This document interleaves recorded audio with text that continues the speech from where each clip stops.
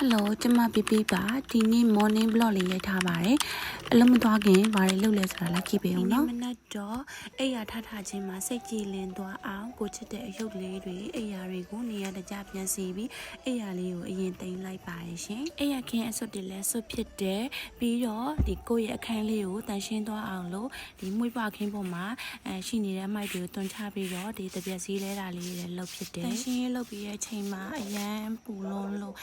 ချွေးရန်ထွက်တဲ့ကျမရဲ့မျက်နှာကိုကြည့်ပါဦးဆိုအကလေးပါပဲရှင်အိမ်ကနေအလုံးမသွားခင်မှာစိတ်ရမ်းမှုရှိဆုံးအပိုင်းလေးတစ်ခုရှိပါသေးတယ် This is the most healing part of my morning schedule ဖះเจ้าမှာဖះပန်းမာလာရေးစဉ်ကလူပူဇော်တာပဲဖြစ်တယ်နောက်တစ်စင်းကတော့ကျမရဲ့နေ့သက်ဆုံးချိန်ပါပဲ Taking a slow moment for my morning coffee refreshment မျက်စိပွင့်သွားအောင်အနက်မွေ့မွေ့လေးနဲ့ကော်ဖီပူပူလေးတစ်ခွက်ဖြော်ရင်းစိတ်ပန်းဖြေလိုက်ပါတယ်အပြင်မသွားခင်မှာနေလောင်ကန်တက်တာအောင်မျက်နှာအတွက် skin care အပြင် body အတွက် sun cream sun lotion တွေလည်းလိမ့်ဖြစ်ပါတယ်ကျမရဲ့ဒီနေ့ blog လေးကတော့ဒီလောက်ပါပဲအားလုံး bye bye ပါရှင်